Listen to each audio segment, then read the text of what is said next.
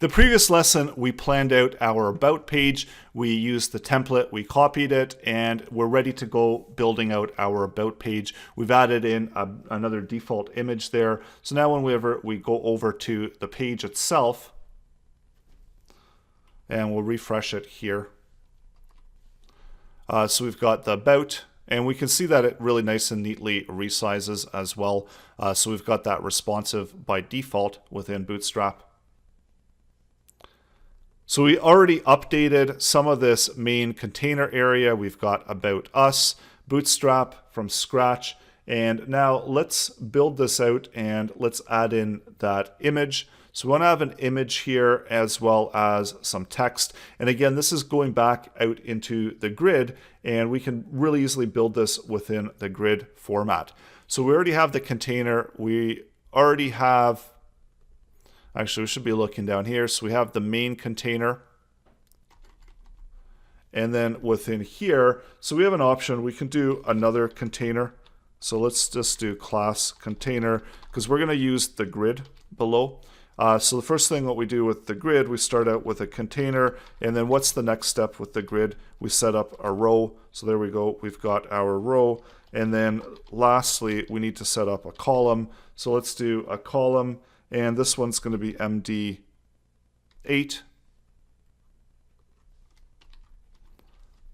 So let's quickly go back and just make sure that this is aligning actually with our page design.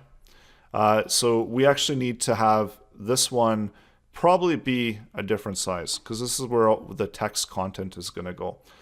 So ideally with the text, so we'll set up that text content, and the next one is this is where the image is going to sit. So let's move that back down.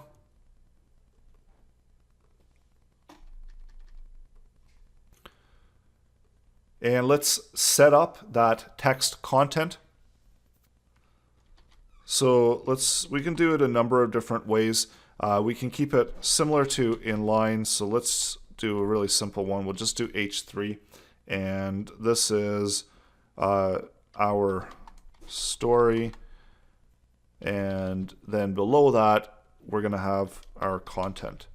So it all began here, and then this happened.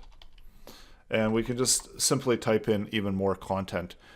So this can basically serve as our content area, and then maybe we've got a few paragraphs. We'd obviously have different text there, but for the purposes of creating this website, we're just going to simply copy and paste that out. So the next thing, and another thing that we might want to add in as well, we might want to have another row, or we might want to have another list of content.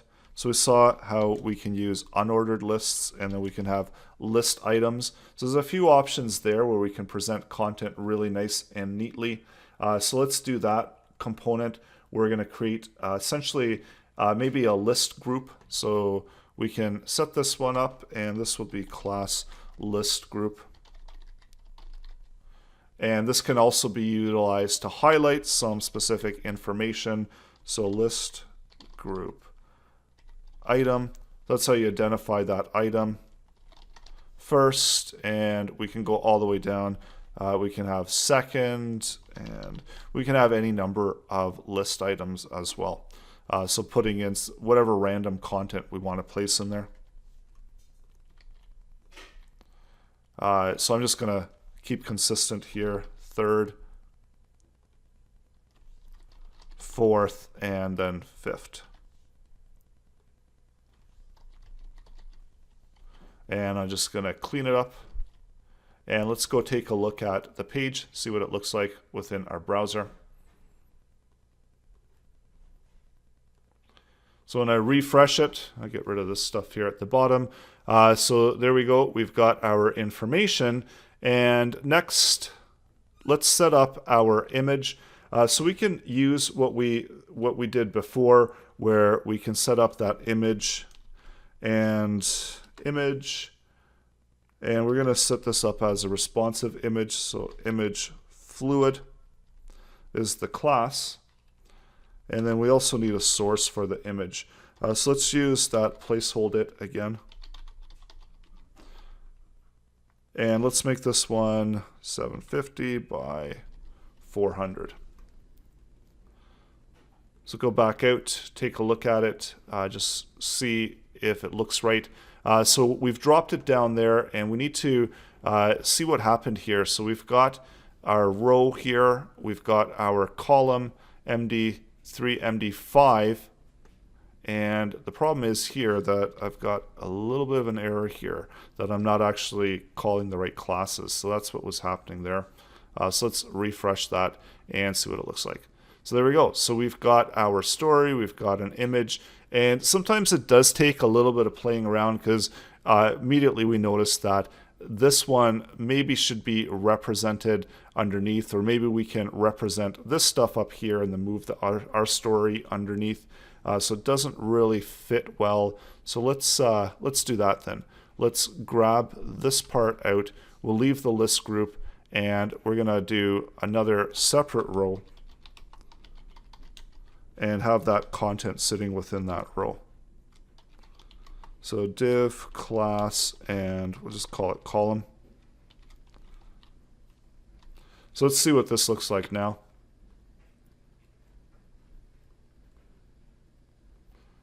So there we go. So it looks a little bit better. And we also might want to add in a margin at the top. So you remember how to do that. With Bootstrap, we can add in MT, and we just set a value there. So that is a margin at the top. So that gives us some more spacing there. So sometimes you do have to go kind of back and forth and eyeball it. And I know this doesn't look 100% like our template, but sometimes when you're adding in content, things do change. So lastly, let's finish this section off, and let's add in all of those images. So this again can be done with Bootstrap and adding in rows. So same way that we did these, I can simply add in a row, and this time the columns are going to be MD3 because we're going to have 3 of them, and we can simply just have images in there, images with paragraph. Just make sure that I'm ending that right one. I don't think I've closed that one off properly.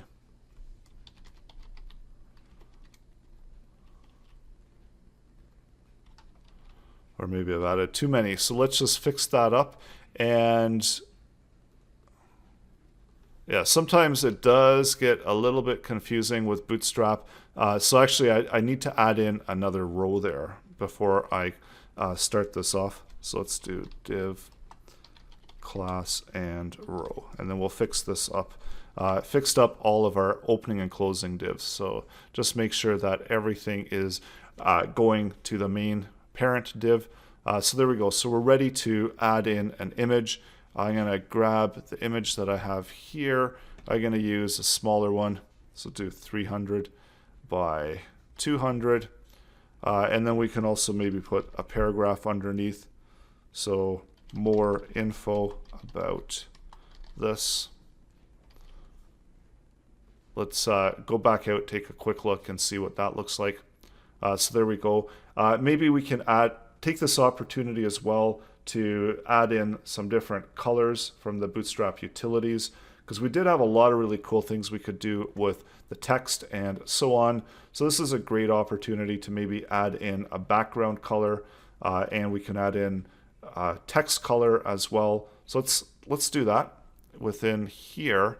Some more info about this, and within here we can add in a class, and let's do a background. So first one we'll do background and danger, and we'll do text and make the text white. So go back out and refresh it. So there we go. So we've got more info about this and our image. So we're ready to kind of use this as our template and make 4 more of these. And that's one of the things with Bootstrap, is that once you style something the way that looks right, take the time, make sure that it looks right, and then you can simply copy and redo it. So just going to update the text next, and instead of danger, let's make this really colorful. So we'll do success, and we'll do one for primary as well. And we also have warning, so we can do warning as well. So that will usually do like kind of an orange color. Primary and warning. And let's go take one more look at this. So there we go. So we've got our About Me page all ready to go. And so there you go. And obviously, depending on what you want your About Me page to look like, you can obviously customize it and really fine tune how this content is being presented. If you need an image, if you need a list, we've gone through how to add those, and then also how to add a bunch of text. So typically within the About Me page, you're going to have information, and maybe you might have some nice images if you've got a building or a storefront, maybe your customer service. So have all of those nice images, maybe some of the projects that you've worked on, a construction company, some of the construction being done, some of the completed construction projects. So just a nice way to kind of tell a story with some images, and that's what can be included on the About Me page. So go ahead and create your own About Me page and use some of the grid structure that we've seen within this lesson as well.